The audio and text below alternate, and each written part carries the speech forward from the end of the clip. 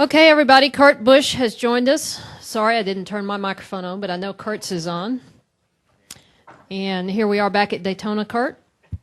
Big weekend, halfway through.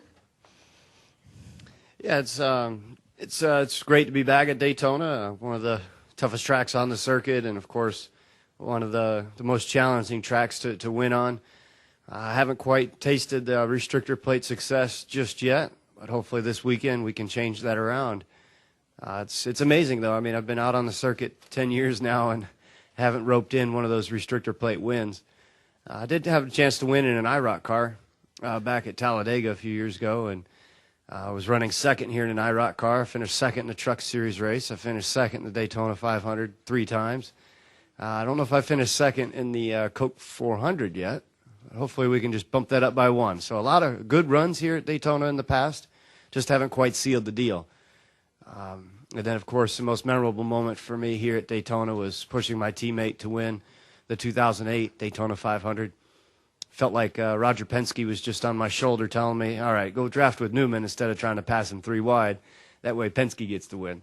So that was a great team day. And, you know, there's been plenty of opportunities to win, plenty of opportunities to get in wrecks. And overall, though, I feel like I've done well on restrictor plate tracks. And so we hope to continue that this weekend.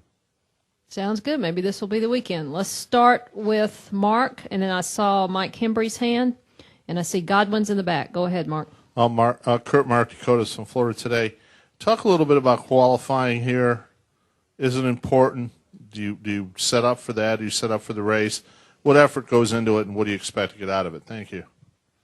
Yeah, qualifying is not as important here as it is at some racetracks, but with the impound procedure, you can't not look at qualifying. You have to do what you can to gain the speed.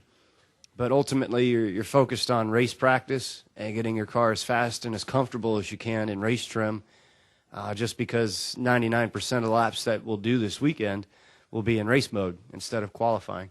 If you qualify poorly, yeah, you're stuck in the back, and you can have issues happen and pop up pretty easy.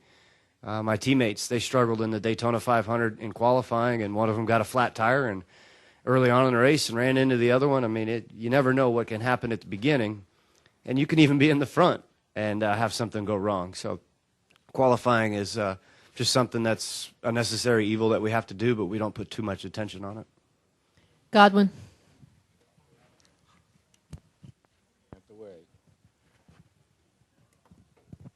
Godwin Kelly, Daytona Beach News Journal. The number 3, Dale's racing the number 3 tomorrow night. Do you have any thoughts on that? Did you ever see the number 3 in those colors with Senior driving?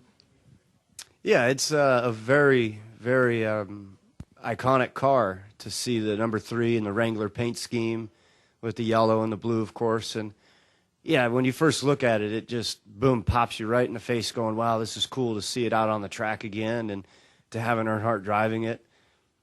You know, that's sometimes in this sport, if you find a unique way to resemble the past, it really makes you smile, makes you look at it and go, that's cool, and that program deserves to do that. You know, and Wrangler is still associated with Dale Jr. as far as what I know on a personal service agreement side, so it makes sense for those guys to do that. We'll go Hembry, Claire, and then Mulhern. Mike Hembry, SpeedTV.com. Kurt, you talked a little bit about this, about not winning here, and you're certainly not the only good driver who hasn't won here. But and you mentioned the 08 race. When you haven't won here and you're so close, in a situation like that, do you almost have to talk yourself out of not trying to do something spectacular in the last couple of laps to kind of break through that barrier and get that win? Is it sort of an emotional struggle with yourself there, or not? The approach that I have taken over the years is more of a defensive approach as far as trying to gather a good finish.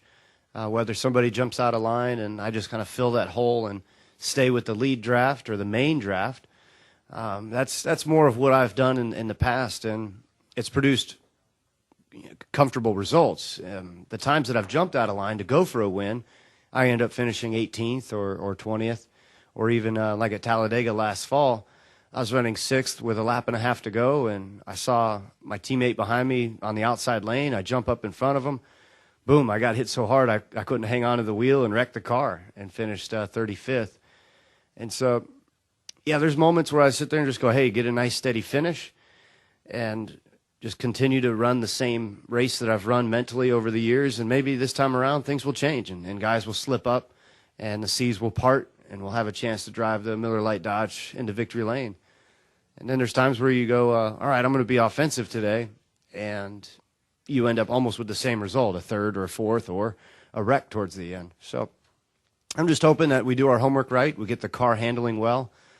Ultimately, you have to put yourself back in position to win. And you can't do that with a slow car or a poor pit stop sequence. When we're here in Daytona in February, we're running third with 5 laps to go. And we were in a position to put tires on the car, and we thought that was smart to do. When we pitted, nobody else pitted. And so we ended up with poor track position with 5 laps to go. And that's what hurt our chances that day.